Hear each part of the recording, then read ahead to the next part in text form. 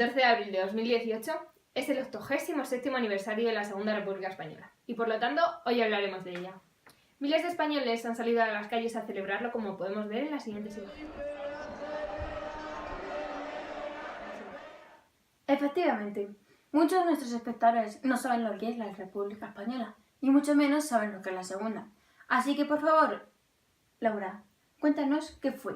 En efecto, Clara, la República Española fue una etapa de la historia española que abarca del 14 de abril de 1931 a 1936, pero no podemos dar explicación de estos hechos sin ponernos antes en el contexto histórico de la época. Así que vamos a dar paso a nuestra corresponsal Ernesta, que está en Anual. ¿Cómo está la cosa por allí, Ernesta?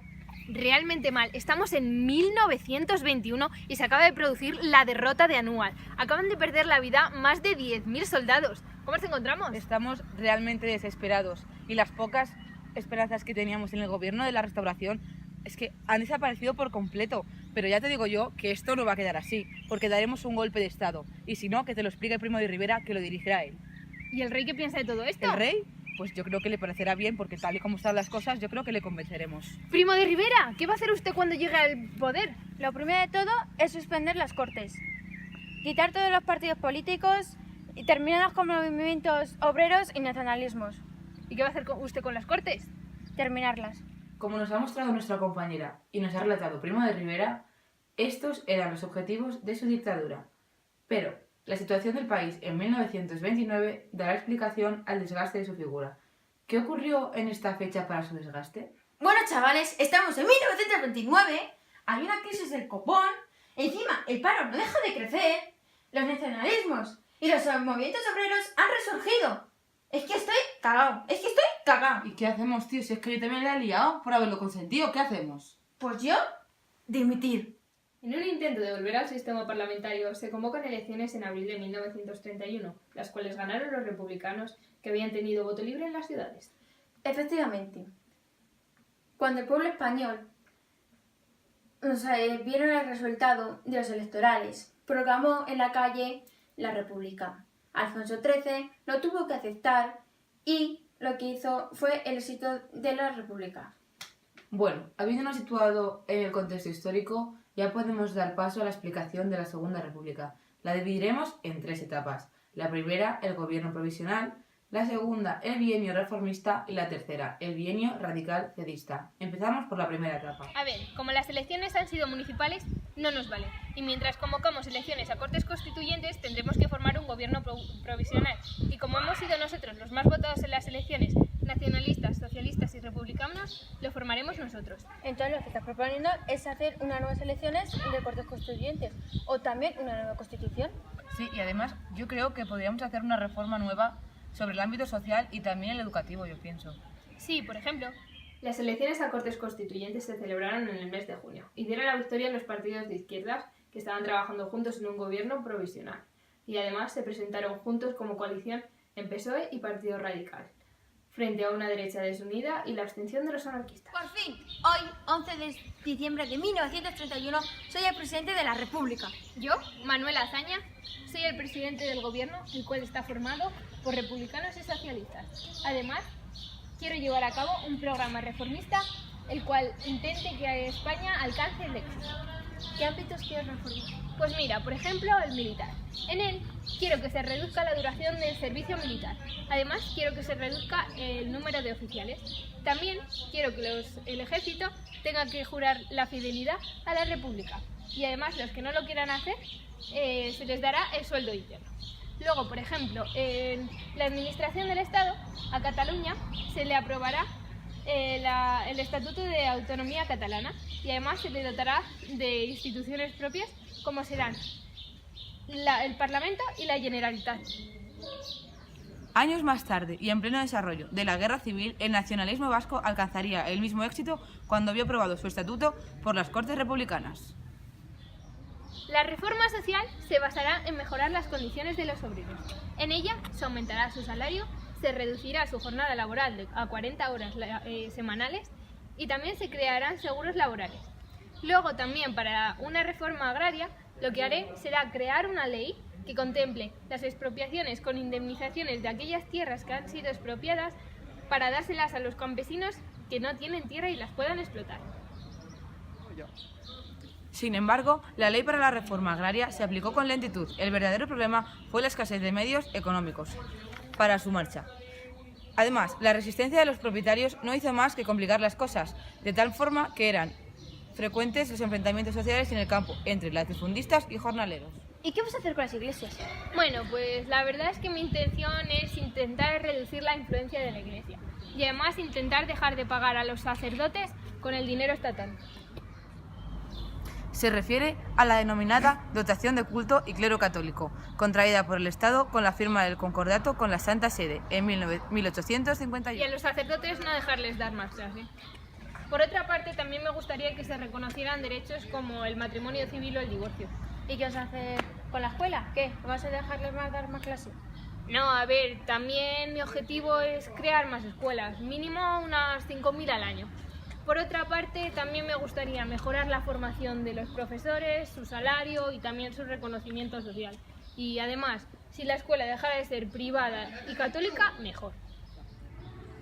La República quería luchar contra el analfabetismo y defendía una escuela pública, laica, obligatoria y mixta. Esta política les enfrentó duramente a la Iglesia, tanto que llegó incluso a pedir a los católicos que no matriculasen a sus hijos en las escuelas públicas, enfrentamiento que no hizo más que aumentar el anticlericalismo entre gran parte de la sociedad española.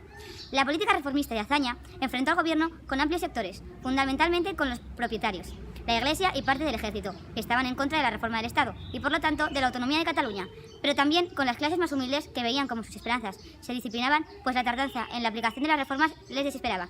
Las huelgas, movilizaciones y túmulos callejeros fueron frecuentes. También el golpe del general Sanjurjo, sublevación en el verano de 1932, aunque fracasó, y el conocido como suceso de Casas Viejas, que se produjo a comienzos de 1933, en el que un grupo de campesinos anarquistas se atrincheraron en la Casa del Pueblo por la lentitud en la aplicación de las reformas. El gobierno solo logró acabar con la ocupación enviando fuerzas de la Guardia Civil y utilizando la violencia. Esta situación explicará el desgaste de mi gobierno, mi futura dimisión y la nueva convocatoria a elecciones en noviembre de 1933.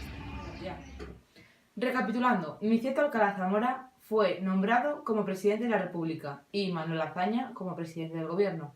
El 9 de diciembre de 1931, las Cortes Nuevas aprobaron la nueva Constitución. Esta Constitución declaraba a España como una república democrática de trabajadores y en ella se establecían las Cortes unicamerales, el sufragio universal femenino y masculino, un nuevo modelo territorial del Estado que autorizaba la formación de regiones autónomas y además la religión católica dejaba de ser la oficial del Estado y se declaraba libertad de culto. Se establecía la igualdad entre los hijos habidos dentro y fuera del matrimonio.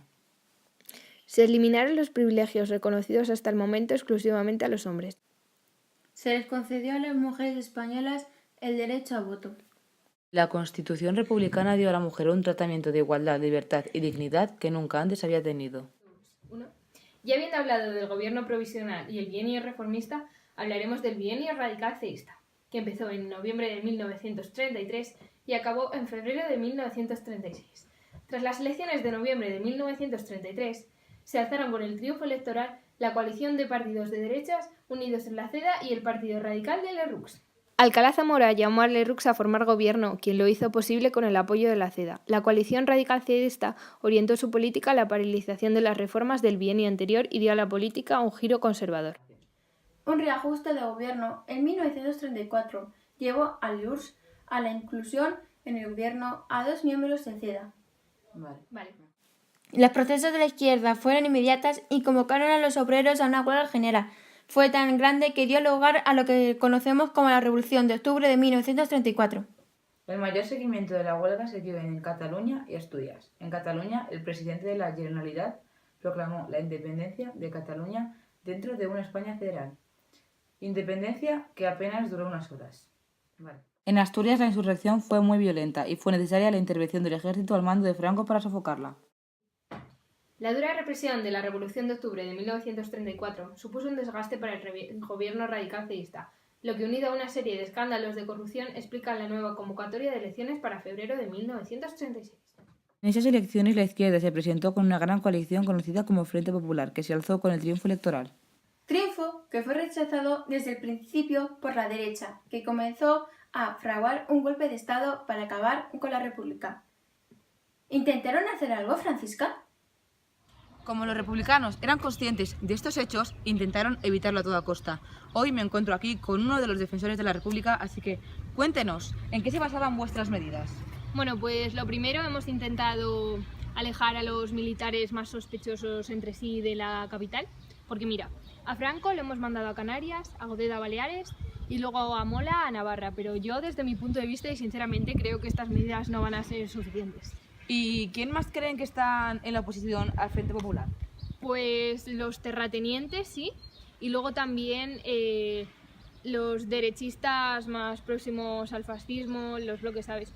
Por ejemplo, la Falange Española y el Bloque Nacional. Vale, ¿y usted entonces cómo cree que está la situación actualmente? ¿Qué piensa? Pues yo creo que el ambiente está muy caldeado y es que no solo en las Cortes, ¿sabes? Porque también en las calles. Yo ya he visto muchos altercados y muchas trifulcas que no han acabado bien, ¿sabes? Entonces... Vale, muchas gracias. Entonces, ya han escuchado cómo está la situación por aquí. Conectamos con las presentadoras. La tensión fue creciendo, la conflictividad aumentó. Se produjo huelgas, las iglesias se quemaban y enfrentamientos entre los falangistas y los militantes de organizaciones obreras.